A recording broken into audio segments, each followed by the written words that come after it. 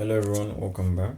This is Engineer Husen Mwasapi. So in this video, we'll be looking at graphing of rational functions. Alright, so before we begin, do not forget to like and subscribe to the channel. Alright, now when it comes to rational functions, we need to understand that a rational function is simply just a function that has a rational fraction. Say you have a function randomly picked, say f of x. So this function is equivalent to a over b. Now a and b represents what is known as a fraction, where a is a numerator and b is a denominator. Now when it comes to rational functions, we're looking at functions that have a numerator and a denominator that is rational, in the sense that the numerator and the denominator is falling under a class which is known as the polynomials. So with that in mind, I hope you understand what a rational function is. Now, since our main objective is to understand how to graph these rational functions, I will basically give you a spoiler of the entire video. There are basic steps we follow when doing this. And the first step is simply just to find the vertical asymptote,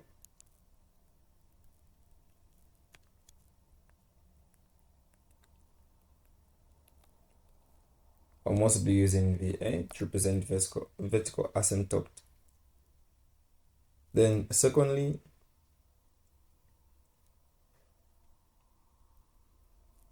finding the horizontal asymptote,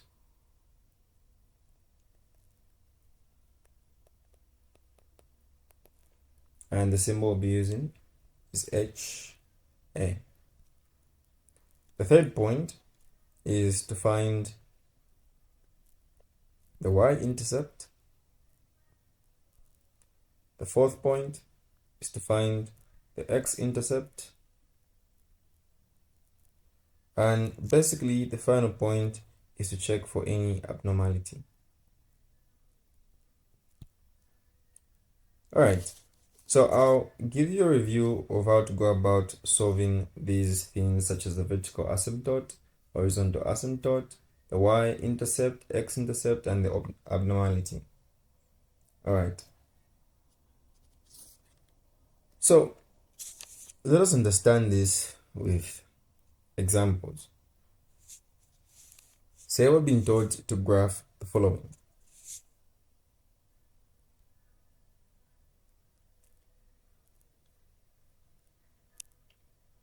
The first function we have is f of x is equal to x plus 1 over x minus 3. So the first thing that we're supposed to find is the vertical asymptote. Now, one thing I need you to understand is that for rational functions, the vertical asymptote is equal to the domain of the function. So the vertical asymptote is equal to the domain of the function we have in question. So for us to find the vertical asymptote, we need to find the domain. So basically, how do we find the domain for rational functions? So to find the domain of a rational function, we simply have to set the bottom to be not equal to 0. So our data for domain of the function f is that the bottom should not equal to 0, because if it does equal to 0, it makes the entire function undefined. Therefore, to find the domain, we know that x minus 3 should never be equal to 0. So then for x, this means that x should never equal positive 3. Now, having this simply tells us that the domain of the function implies that x should be a member of all real numbers, such that x should never equal to 3. So the domain is simply the vertical asymptote. Therefore, we can conclude to say that the vertical asymptote of the given function in question is 3. In most cases, you might not even be asked to show this, but it's just food for thought that you know that the domain is equivalent to the vertical asymptote. So whenever you want to find the vertical asymptote, just set the bottom to not equal to 0, or set it equal to 0 and so for x, and the value of x that you find is basically your vertical asymptote. But for a domain, make sure that you specify exactly that this is what's going on. Then remember, if at all you needed to find the range, all you're supposed to do is to find the inverse function of this particular function you have and find its domain. So that's just food for thoughts. So in case you needed to know what the range is, I'll just give you a side note. So this is basically just a side note, so that we're in the same box. So when it comes to you finding the range of this particular rational function, you basically just have to find the inverse of the function, where you let y be equivalent to the entire function f of x. So you have y being equal to x plus 1 over x minus 3. This is over 1, and you have x plus 1 being equal to yx minus 3y. Putting all the x's on one side, you basically have this condition. And then if you factor out the x, you have 1 minus y being equal to minus 3y minus 1. And this will be 1 minus y, then this will be 1 minus y as well. Cancelling out, you have x being equal to minus 3y minus y over 1 minus y. So basically, the domain of this function is equal to the range of the function we have in question. Which means that if I had to find the domain here by setting the bottom to not equal to 0, we know by visualization or inspection that we can see that if I set 1 minus y to not equal to 0, basically I'm having y to never be equal to 1. This implies that the range of this function is that y is a member of all real numbers such that y should never equal to 1. This simply just means that the range is equivalent to 1. So if at all you were taught to find the range, the domain, and the vertical asymptote, this is how you go about solving this. So in a nutshell, what I'm trying to say is that the domain gives you all the possible x values that makes the function defined. In a similar way, the range is also the domain of the inverse function that gives you all the possible values of y that defines the particular function. So even when sketching, it's quite paramount to know the domain and the range of your rational function. Now going back to the main agenda, we're having f of x being equal to x plus 1 over x minus 3. Away from the food of thoughts, we are having the vertical asymptote to be equivalent to 3.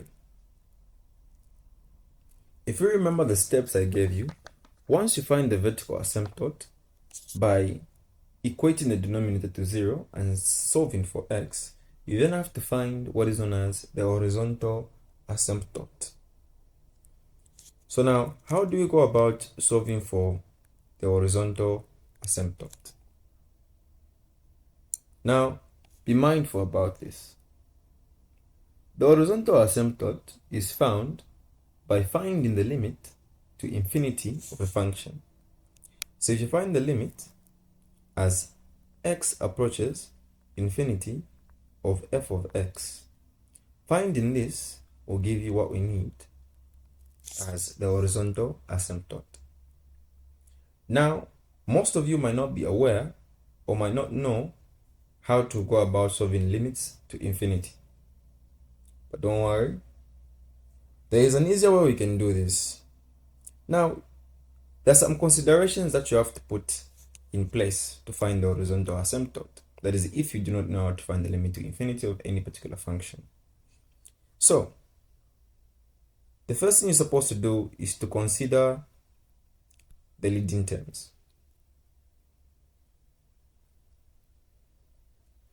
Now, what do I mean when I say consider the leading terms?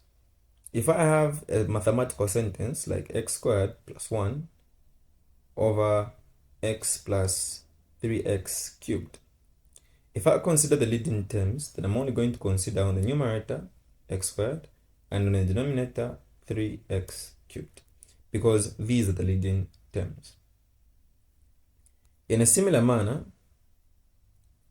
if I had a different mathematical sentence where I had minus 4x to the fourth minus 3x cubed plus 1 over x to the power 5. Let's say, let me say 5, okay, 14, let's give it 14.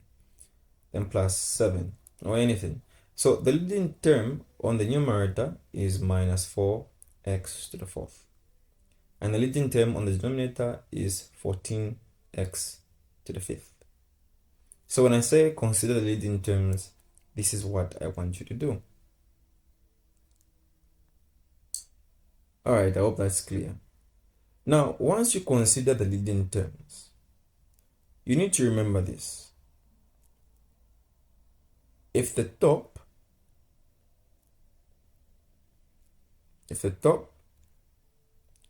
and bottom have these conditions.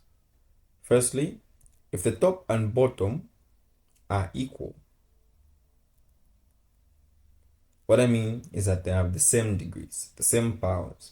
The leading terms of the top and the bottom have the leading powers. This means that all you have to do is to ratio out. What I'm trying to say, in other words, is that if I am having, let's say, x squared plus 1 over 3x squared plus 3x. If I consider the leading terms, I'm having 1x squared over 3x squared. So I'll just ratio out. I cancel that, and my horizontal asymptote will be 1 over 3. Just like that. You can also have maybe 4 minus 4x to the power 5 minus 1 over, let's say, me give it something like 7x to the fifth plus 3x. If I consider leading terms, I'm having minus 4x to the fifth over 7x to the fifth. If I ratio out, this and that cancels out, and I have minus 4 over 7. And this will be the horizontal asymptote. So I hope you get the whole idea. Whenever the top and the bottom are equal, simply ratio out. Then, if it's bottom heavy, be mindful that the horizontal asymptote is equal to 0. If it's bottom heavy, then the horizontal asymptote is equal to 0. What do I mean when I say bottom heavy? So bottom heavy simply means that if I have, say, 4x squared minus 3x plus 1 over 7x cubed plus 4. If I consider the leading terms, I'm having 4x squared over 7x cubed. Now, the bottom is heavier than the top in terms of the degree. And if the bottom is heavier than the top, then your horizontal asymptote is 0.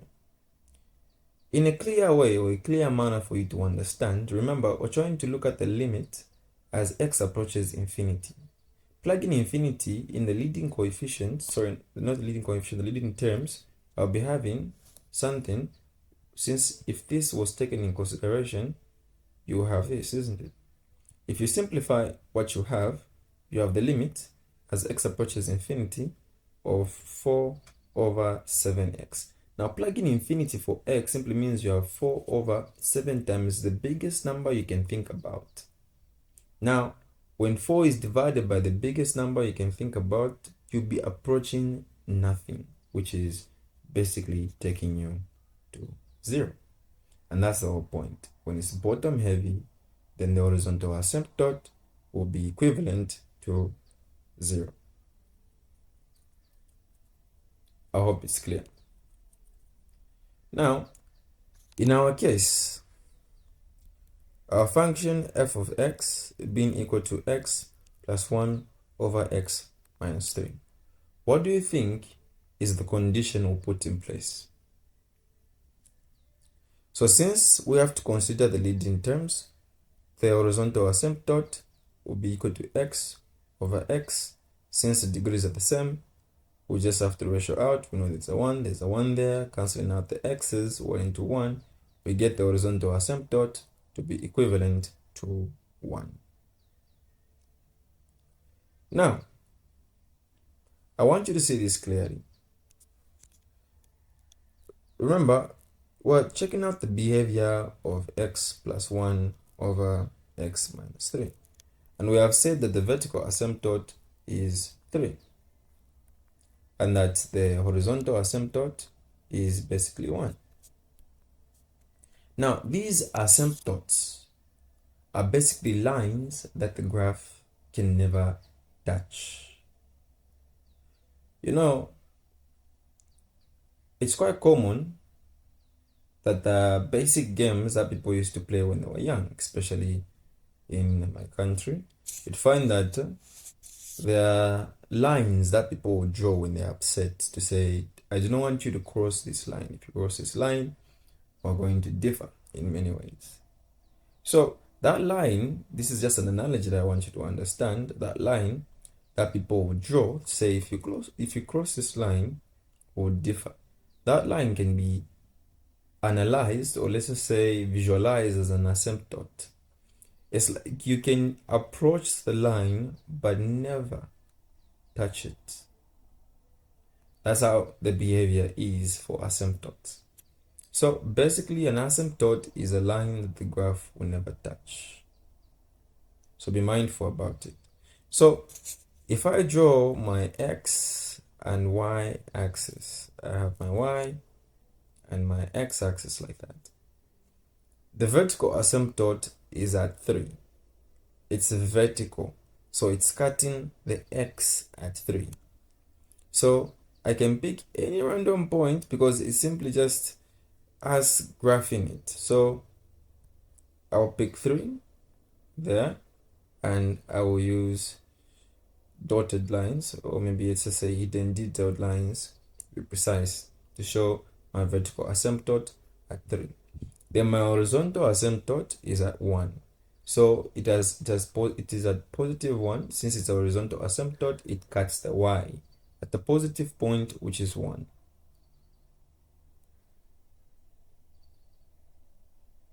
So I'll use hidden detailed lines.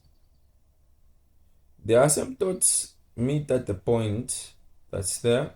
So be mindful about that. It's also an important point to put in consideration. Now, basically, once you find the vertical and the horizontal asymptote, the next thing you're supposed to do is simply just check for the abnormality, the y, and the x-intercept. So this is a visualization of how your asymptotes will be placed. This is a vertical asymptote at 3 and the horizontal asymptote at 1. Now, let us now determine the intercepts of this particular graph. Be mindful that we're having f of x being equivalent to x plus 1 over x minus 3.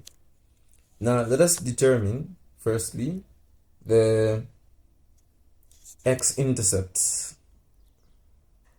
Now for the x-intercept, we're looking for the point where f of x is equal to 0, or basically y is equal to 0. So now if that happens, then I'll be having 0 being equal to x plus 1 over x minus 3. This implies that if I do my cross multiplication, I'll be having x plus 1, because this by that will not change anything, and x minus 3 times 0 is basically 0, and I'm having the intercept at minus 1.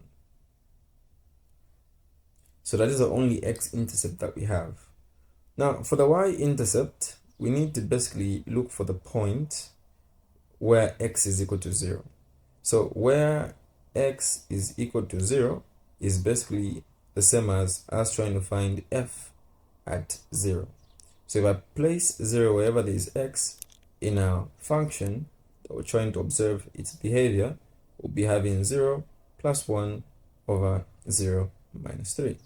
And we'll have 1 over minus 3, which is basically just that. So now these intercepts are basically points where the graph will touch.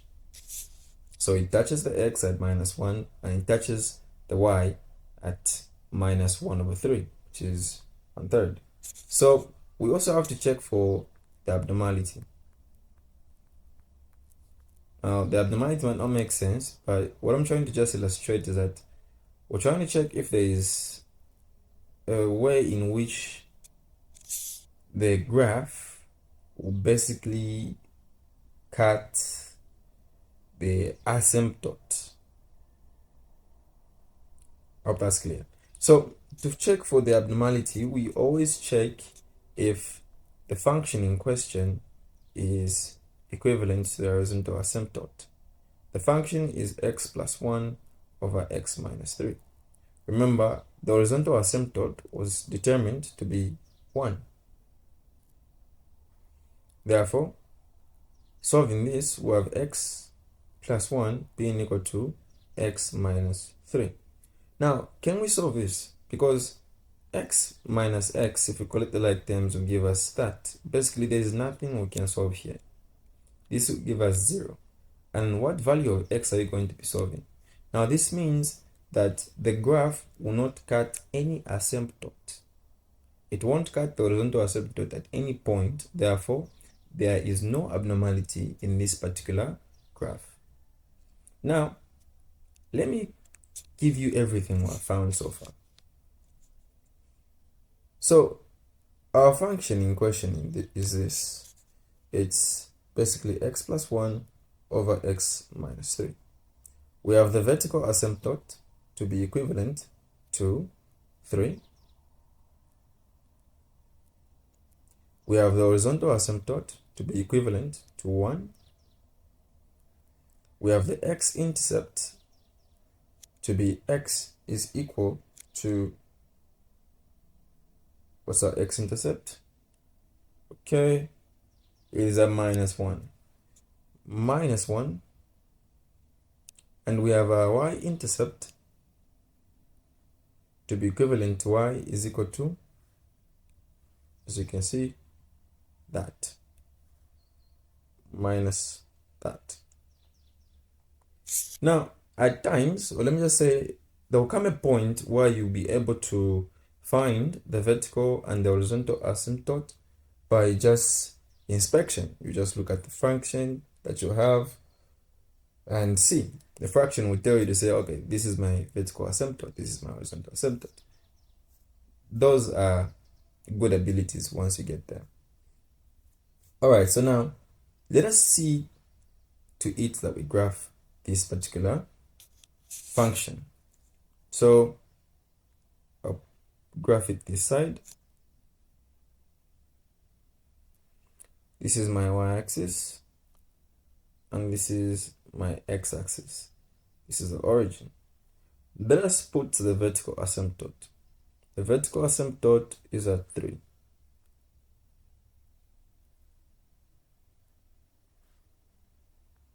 like that, extending that line for us. Then the horizontal asymptote is a +1. So we're having it there, put it just underneath. The line can pass smoothly. Remember, it intersects there, like that. Now, let us also put the x-intercept. Remember, it does not cut the asymptote at any point, so there's no abnormality. So we don't expect our graph to cut any point.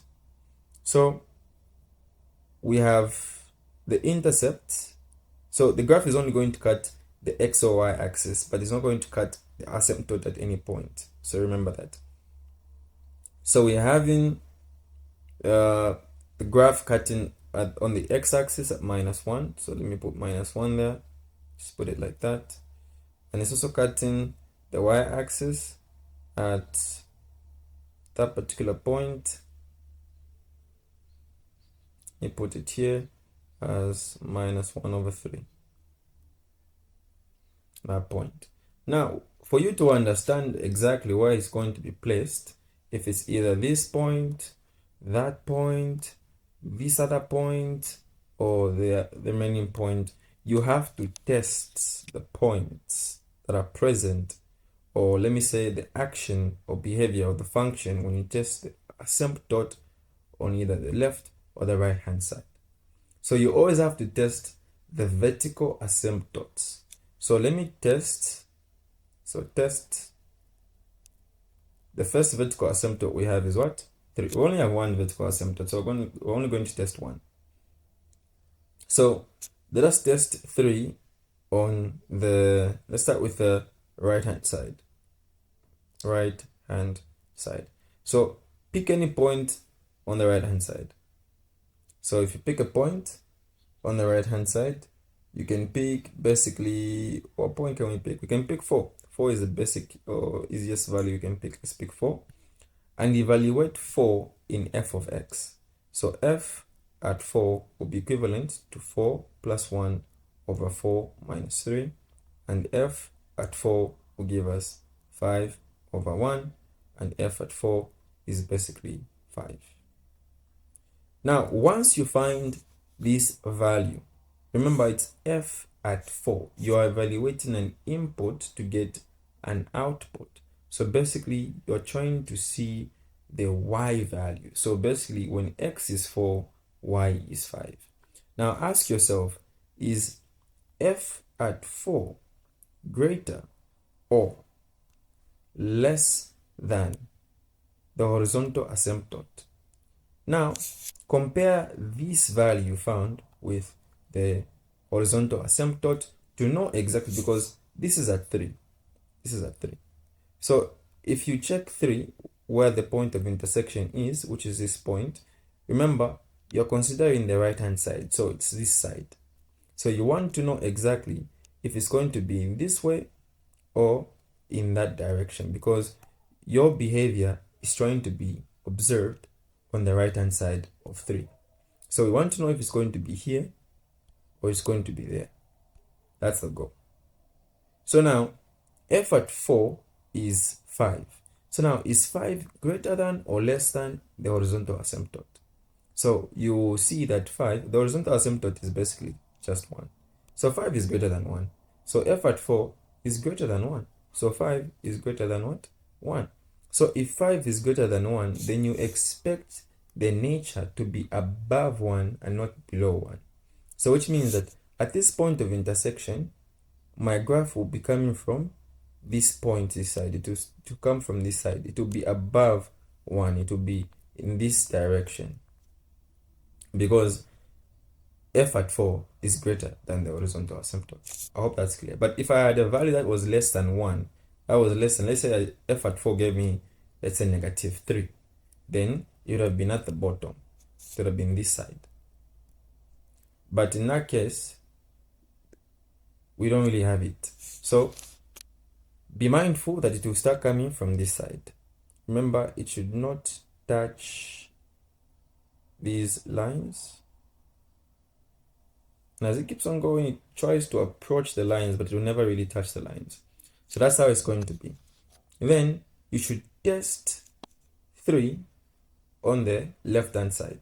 So test 3 on the left hand side. But as you can see on the left hand side, that's where we're having our origin. So basically, mostly we find the intercepts because we mostly get a point where we can test the function at the origin that will give us the intercepts that are in question. So for the left hand side, we'll pick 0. And this means that I'm evaluating the function at 0, and I'm just trying to literally find the y-intercept, which means that if I do that, I'll be having 0 plus 1 over 0 minus 3, and I'll have negative 1 over 3 as the pointing condition. Now, is this value greater than or less than the horizontal asymptote? So this is my point of interest. So it is below the horizontal asymptote. Therefore, the behavior, you expect it to be in that manner. Now, I already know where it's going to cut. I have these intercepts, so it's basically important for me to cut or draw this particular graph on its intercepts. So we know it's going to come from this side. You want it to touch the intercepts, but never ever touch the asymptotes.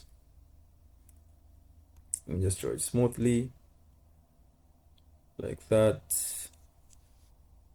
Then it keeps on going like that, and then it keeps on going. Never touches the asymptotes. Like that. So the graphs will always be drawn in such a manner. Be mindful that it's all about you understanding how to come up with this or idea of, checking for this, checking for that. We just want to know the behavior. Now, this is not, what can I say? I'm not really picking the exact points, but when I say sketch or graph, this is the best way you can actually do it. So use this way or this technique. If you want, you can always use, if you have the time though, you can look for all the x values in that function. You say x, y, and pick those values like that. It will come out just like this. So this just helps us to know exactly how we're going to visualize it. So remember to basically find these points. All right, so I hope that's clear. Now what I want us to do is to look at another example so that we clearly see how best we can understand the idea of sketching rational functions. Now, say we have a function f of x is equal to x minus 1 over x squared minus 4.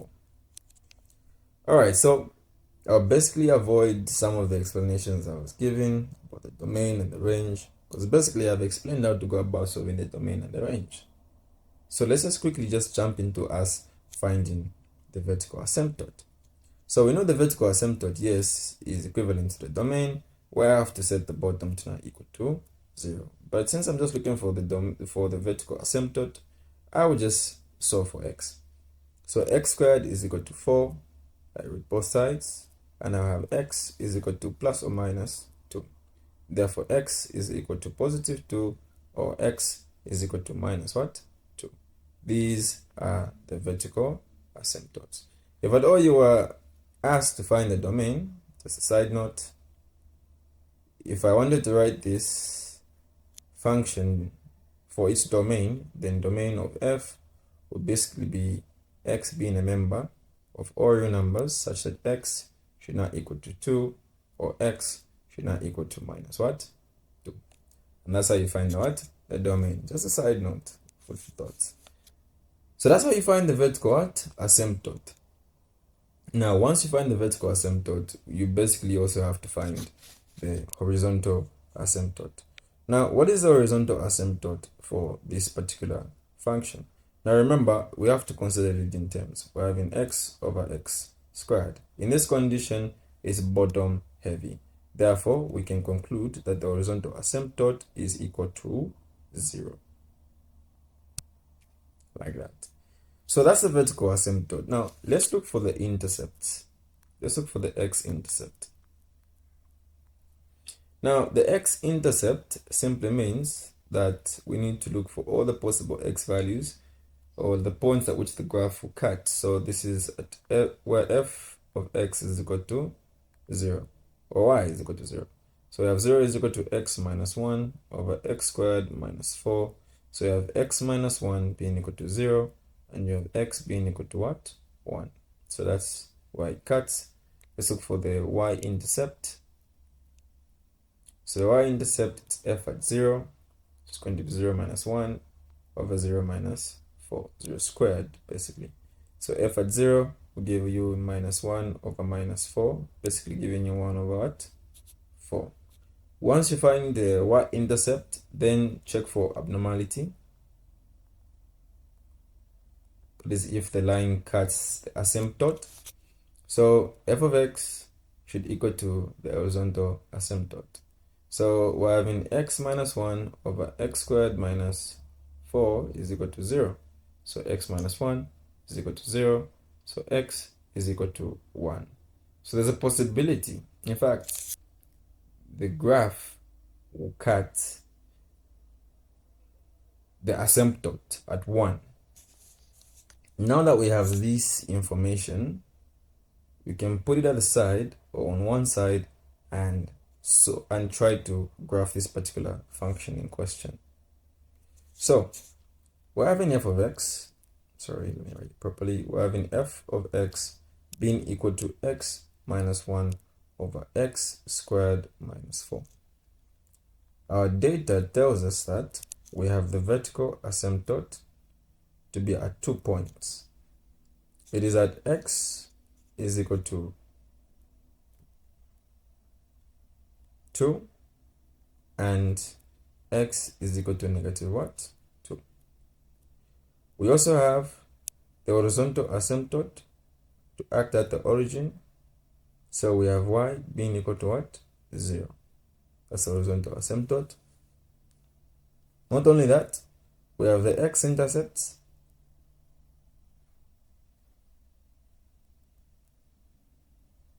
Basically, we only have one x-intercept, to be precise. So we have the x-intercept was at this point. X is equal to 1. The y-intercept is at y being equal to 1 over 4. Sorry about that. 1 over 4, like that. And we have the abnormality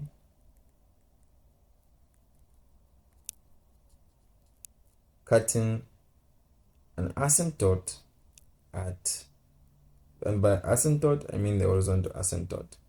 It's cutting the horizontal asymptote at 1.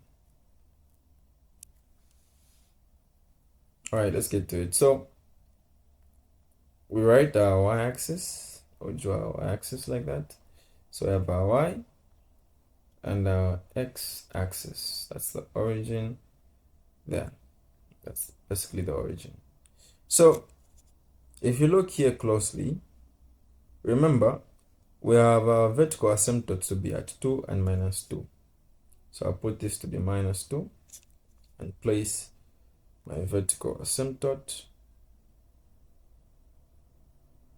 and at 2 place the other vertical asymptote. Remember they're vertical, so that's why they're straight. Okay, let's extend this. Now I've placed these two values. Let us now put the horizontal asymptote. It's at 0. It's at the origin. So it's at the origin. So I will just put this in hidden detailed lines.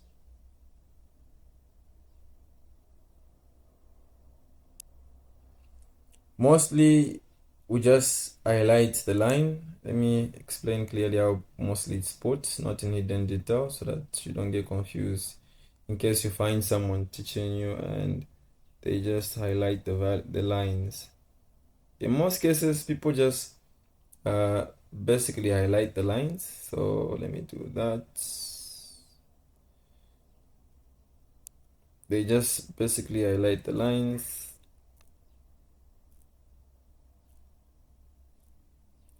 So that's where it is. That is the horizontal asymptote. It's at 0. So with that in mind, I hope you can see exactly that it's at that point. But if you can't see, I can always change. Let me just change the color for you so that you don't get confused. So put in that.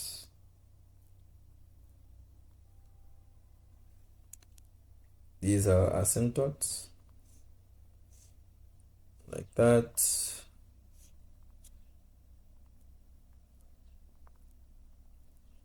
So these are the red zones the graph should not reach or touch. All right, so we have put the horizontal asymptote as well. So we know that the graph will intercept at x is equal to 1. So we have an x-intercept at 1. So I'll put 1 there. We have a y-intercept at 1 over 4. Positive side, we have 1 over 4, like that. Not only that, we know that the graph will pass through the horizontal asymptote. Remember, the horizontal asymptote is at 0. So it's going to pass through the horizontal asymptote where x is equal to what? 1.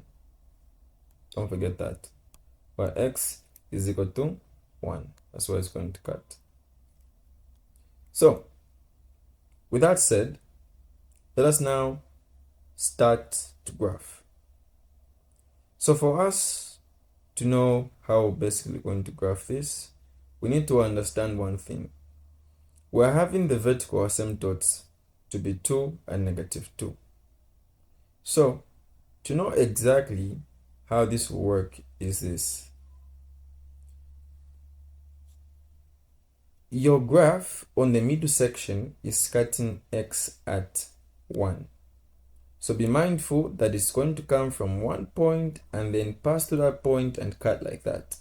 Or it could come from that last point like that and go like that.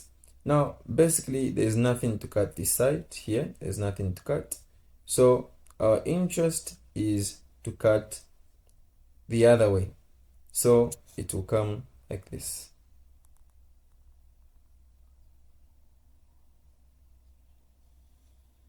To keep on going like that. And that will be the behavior of the function at the middle section. Now, if you want to know exactly how I had to determine this, it is because the abnormality is at 1 and it's cutting the y at 1 over 4. Therefore, it has to come in such a nature. But if I test the vertical asymptote, if I test 2, if I test 2 on the right hand side, on the right hand side, I'm testing 2 at 0. So if I test f at 0 gives me what? F at 0 gives me 1 over 4. So 1 over 4 is basically above the what? The horizontal asymptote. So since it's above the horizontal asymptote, it has to come in that direction, this direction here, like that. And pass through this point, which is 1 over 4, because this 1 over 4 here is our y-intercept. And knowing that the abnormality is at 1, it had to cut the point 1. If the abnormality was at minus 1, it would have come from this point like that. So it all depends on the abnormality point. Do not forget that. So if the abnormality was at minus 1, you would expect it to come like that. Since the abnormality is at positive 1, that's why it's coming out like that. So since we know the behavior of the middle section, our interest is to see the behavior on the other section, which is now the left hand side. If I test 2 on the left hand side and say I pick a number such as, basically if we pick a random number, let us pick negative 4. So f at negative 4 will have negative 4 minus 1 over negative 4 squared minus 4. This gives us negative 5 over, this would be 16 minus 4, to give us negative 5. Now 16 minus 4 is basically 12. Now this gives us a negative value, and this value is less than the horizontal asymptote. So minus 5 over 12 is less than the horizontal asymptote. So this is our point of interest there. So you know that it's going to be downwards, to be in this section here, because it's below the horizontal asymptote. If it was above the horizontal asymptote, you expect it to be at that point. Therefore, it is going to be in this nature. Then we'll also test positive 2 on the right hand side, because if we test positive 2, this was negative, what is negative 2, sorry.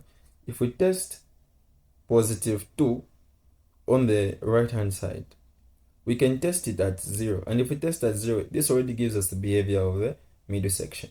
So the behavior of the middle section is determined by just one asymptote that you pick. You can either pick minus 2 or positive 2 and check the middle section and see the behavior, because the abnormality will show you exactly what will happen. Sometimes it doesn't really even cut the asymptote, and you expect the graph to come out like that, and then also like that from that section. And I'll show you exactly how that happens with an example. So basically, this is what's going to go on. So I will not check the right hand side because I already know the behavior of the function. Rather, I will check I will not check the left hand side. I will check the right hand side, because the left hand side is where 0 is, and the right hand side is not where 0 is. So if I check the right hand side, I can pick it at the point, which is basically, say, 4, and evaluate f at 4. So if I do that, I'll be having 4 minus 1 over 16 minus 4, which is 12, and I have 3 over 12. Now this is a positive number, which means that it is above the what? The asymptote, the horizontal asymptote. So this is our intersection point. So since it's above the asymptote and not below, if it was below, I would have put it here. But since it's above, it has to be there. So it will come like that. And that is how you basically graph this particular function. You basically just have to do that.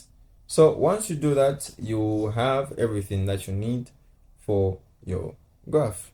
Now, remember, when you have the abnormality, it just tells you to say that it is simply possible for the graph to cut the point on the x-axis. And that point, in this case, is 1. So don't forget that. Now, I know at first glance, when it comes to graphing rational functions, it can be a handful. But if you continue practicing them, going through the videos, the problems over and over again, you will get a hang of it. Trust me, it's a handful when you just get the first glance. But if you just continue practicing, trying over and over again, you will understand clearly how to go about solving these problems. Now, let us look at another example. Now, this example, I'll be omitting some steps, or only say entirely all the steps, just basic steps. So let me just do that, because in this case I'll use y. So f of x is equal to, let's say, 2 over x squared minus x minus 12. So to find the vertical asymptote, we set the bottom to be equal to 0. So the vertical asymptote, x squared minus x minus 12, should equal to 0. So using the sum and product technique, I have minus 1, minus 1, and minus 12. And the factors are minus 4 and 3, which means x minus 4 and x plus 3 is equal to what? 0. This means that x is equal to 4 or x is equal to negative 3. So we could say that the vertical asymptotes are x is equal to 4 or x is equal to minus 3.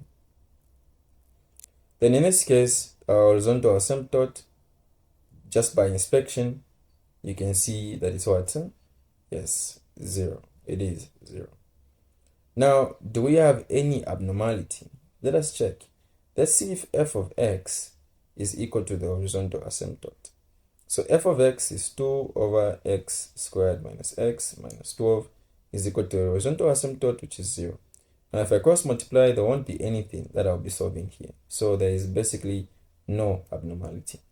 So I'll not consider any abnormality here. Now, does it have any intercepts?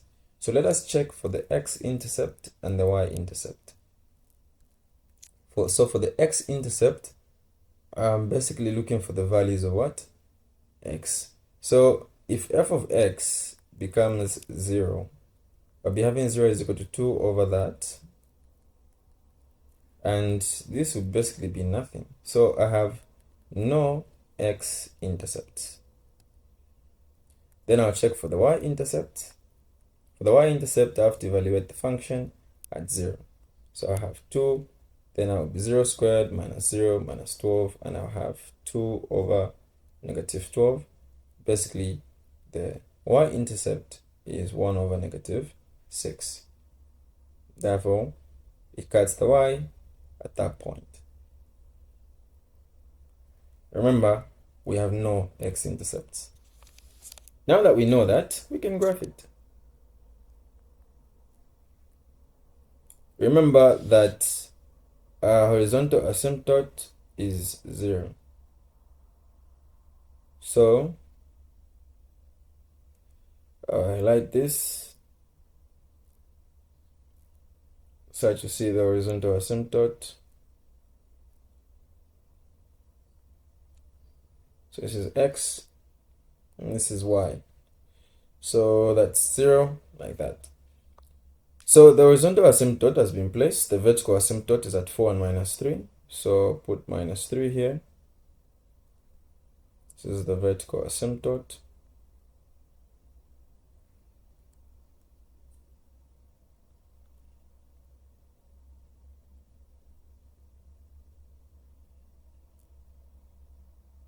At that point, and the other one is at 4.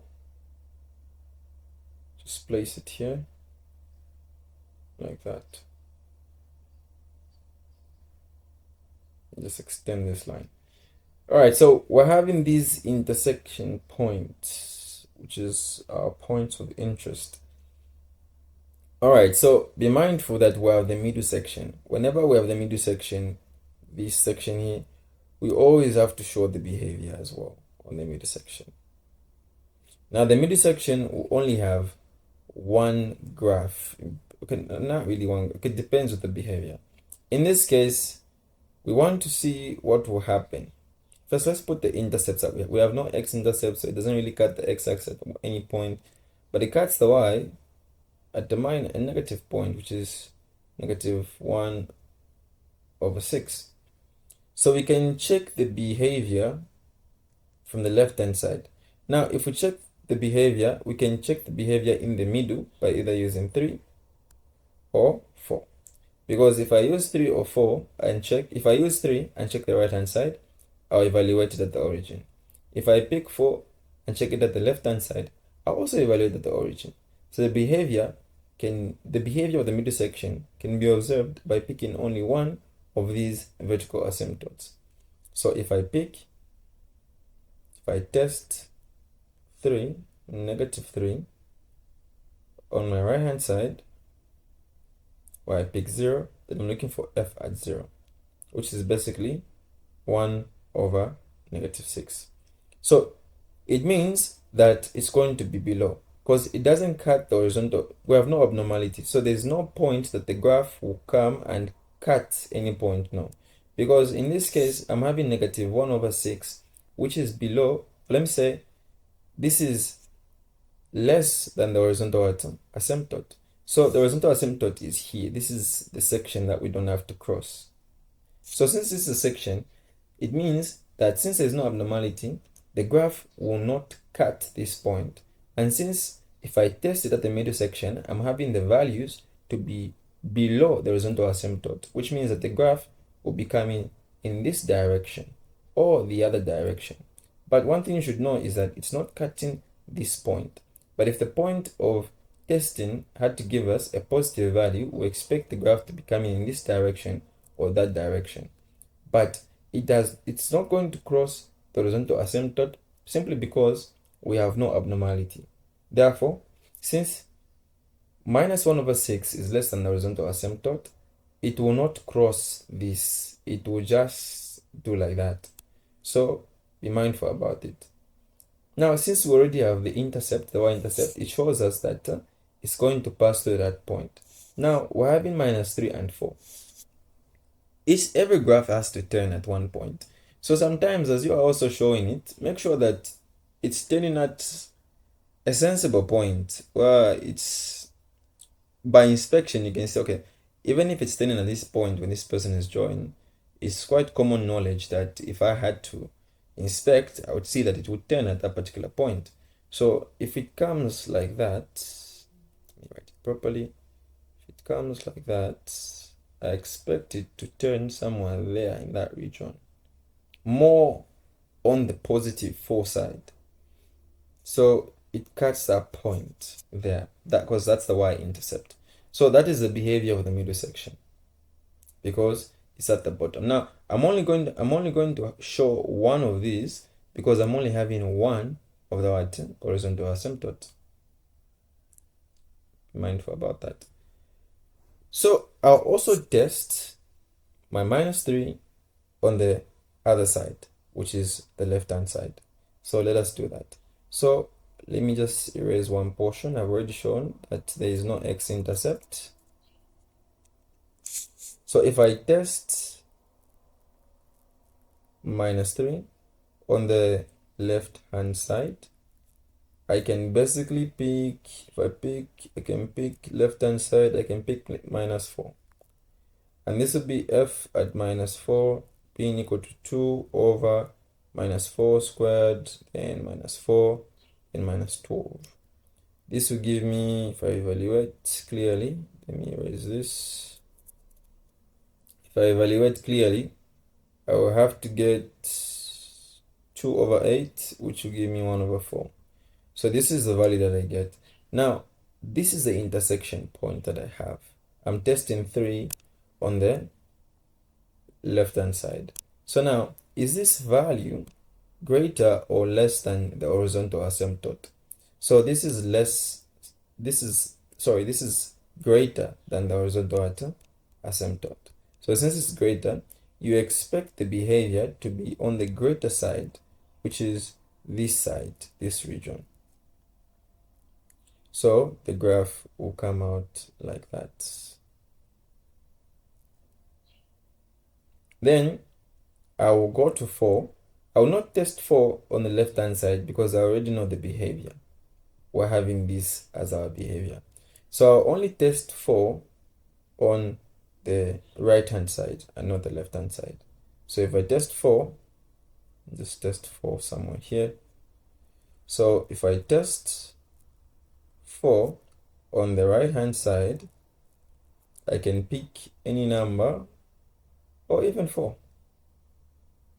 Even just 4 is okay. No, I can't pick 4, sorry. I'll test it at 5.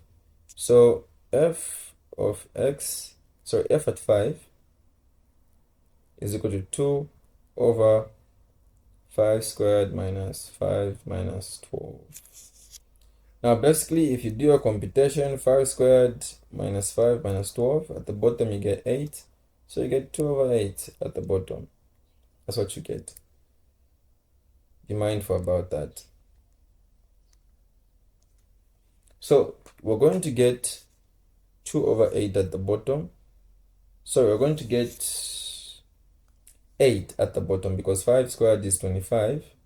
And minus 5 minus 12, we get 8. So the 2 on top with the 8 at the bottom gives us basically 1 over 4. So now, is 1 over 4 greater or less than the horizontal asymptote? 1 over 4 is basically greater than the horizontal asymptote. Now, this is a point of intersection. So since it's greater, our main interest is this portion, this side. So it will come like that.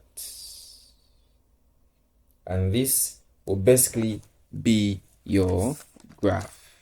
So that is basically how it works, literally how it works. So it will come out like that. I hope it's clear.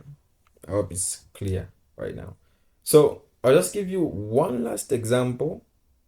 Just one last example on this, because like I said, sketching or graphing these are a bit handful at first glance. So for the last example, what I would advise is for you to pause the video and try to attempt it on your own. Then see if what I would do compared with what you would do will be the same. So let's say we have f of x is equal to x squared minus 5x plus 4 over x squared plus 2x minus 15. Now, since this is your trial, remember to do likewise and pause and try. Alright, so the vertical asymptote here, basically have to set the bottom to be equal to 0. So it's x squared plus 2x minus 15 is equal to 0.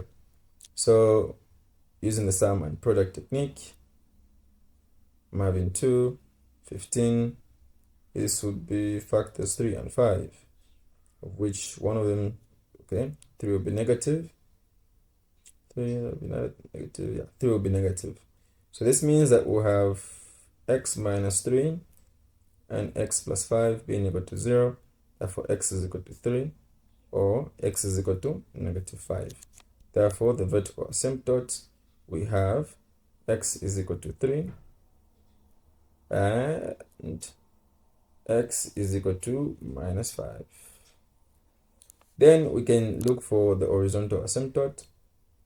Remember, take the leading terms, x squared, so I have 1 is my horizontal asymptote. Check the abnormality.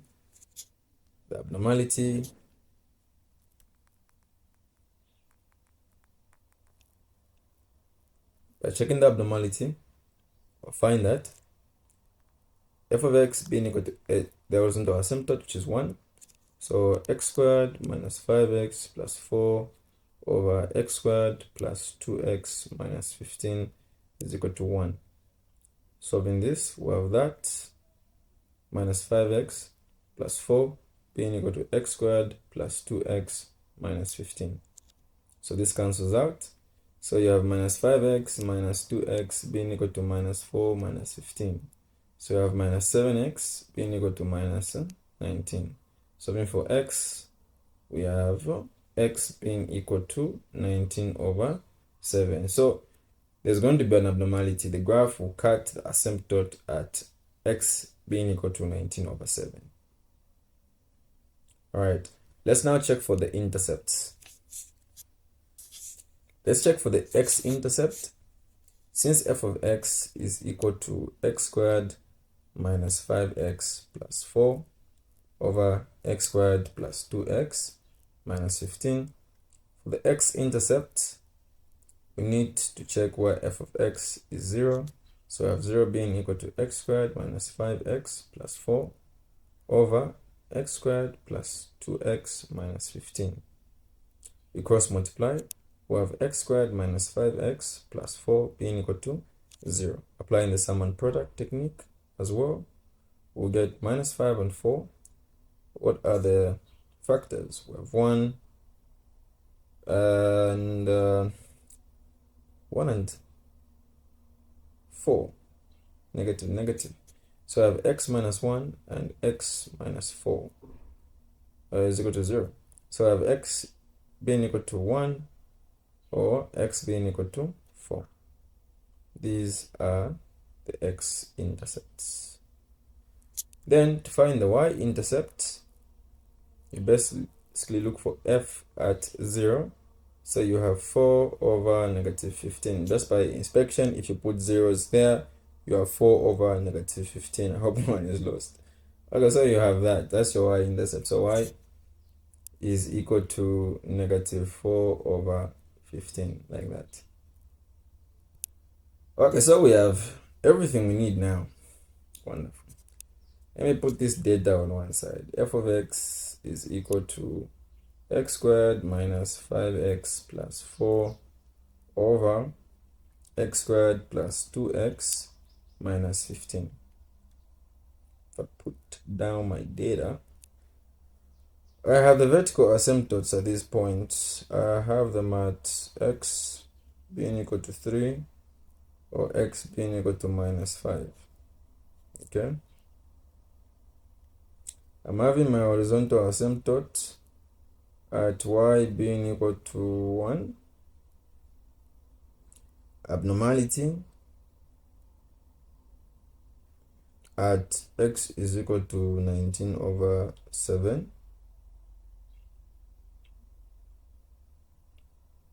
I'm having the x-intercepts, the following points. X is equal to 1.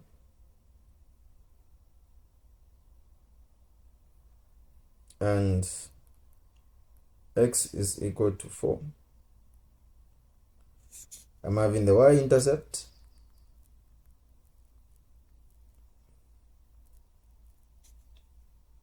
at negative 4 over 15. So this is my x or y plane, y, x, origin there. Let's start by putting the vertical asymptote. So I have minus 5.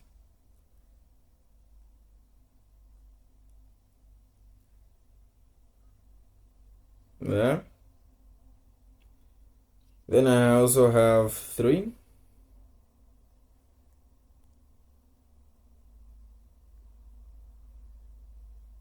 The horizontal asymptote is at 1. So I have 1.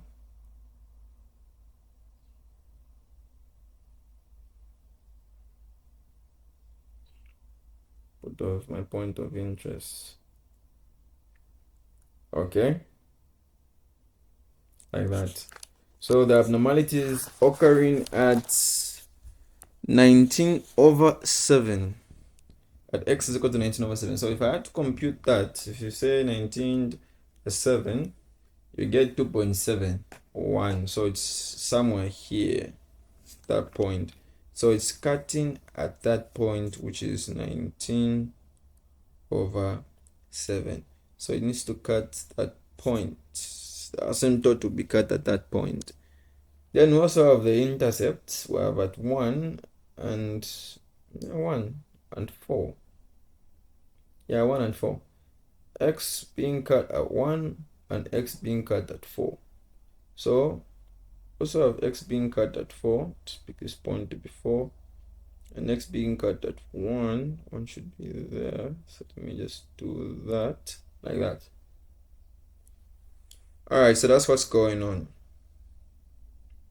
So let's first check the middle behavior. So for the middle behavior, we can use 3 or 5. So let's test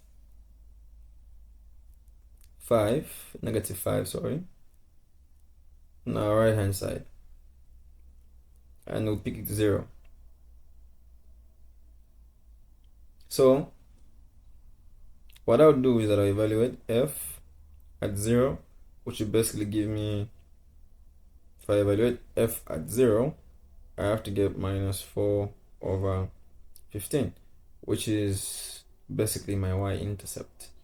My y-intercept is somewhere here, which is, sorry, let's do that. There, my y-intercept is minus 4 over 15. So I'm getting it at the y-intercept. So if I test it, I'm having it to be that. So this is a negative value. So ask yourself to say, is minus 4 over 15 less than the horizontal asymptote? It is. It is less than the horizontal asymptote. So you expect it to cut at that point, isn't it? You expect it to cut at the x point, which is this point, and the abnormality point. Now, if at all I come from this side, how am I going to come and cut the abnormality, then go like that and cut that way?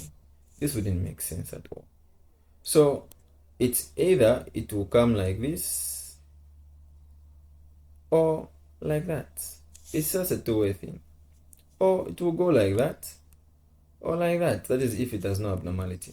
Now, whenever it has an abnormality, you expect your graph to be like this or like that in all cases. So in this way, just by looking, by inspection, you can say that, okay, my graph will come out like this since my abnormality is at this point and I have to cut that point and that point. So in the middle section, it has to come out like this.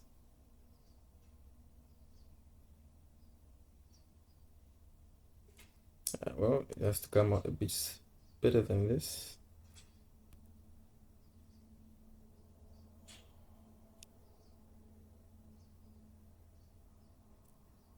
Okay, so let me just change my point. Was too far. It's supposed to be somewhere there. 4/15. Like that. Then come out like that. Yeah, that's how it's supposed to come out. It's better that way. So make sure that it looks in this such manner. Now let us test 5 on the left hand side. So left hand side for 5, I will pick. What can we pick on the left hand side of 5? We can pick. Problem is that the numbers are too big. So we can pick, let's pick -10. So f at -10 will give you, so this will be -10 squared minus 5 times -10 plus 4 over -10 squared plus 2 times -10 minus 15. This will give you 154/65. Now this value is greater than, because if you just by inspection, 65 into that will give you a number that is greater than 1. So since it's greater than 1, you expect it to be this side in this region because it's greater than 1. Therefore, let's erase this. Since that's where our graph is going to be, you expect it to come out like that. So that is how the graph will be. Then I'll go to my other vertical asymptote, which is 3, and I'll try to test 3. Now I'll test 3 on my right hand side. Testing 3 on my right hand side, I can basically just pick 3 on my right hand side. I'll pick 4. Let me pick 4. So f at 4 is equal to 4 squared minus 5 times 4 plus 4 over 4 squared plus 2 times 4 minus 15. And this will give us to be 1 on top over 9. So this is our intersection point. So 1 over 9 is less than 1. So you can't expect it to be this side. No, because this side is greater than 1. So it has to be this side, which is not greater than 1. So that's the reason it's being cut in the intercept in the x at that point. So it comes like that, cuts the x-intercept, and goes like that. So that's how you basically graph rational functions. I hope this is clear enough. Remember, at first glance, like I told you, it might be a handful and a bit tricky, but if you continue practicing, going through these over and over again, you get a hang of it and you will understand. Alright, thanks for watching. Remember, if you have any questions, you can reach out to me on WhatsApp on the line 077-149-5252. Remember, slow progress is better than no progress. And let us strategize before becoming a statistic. And let's push for that A+.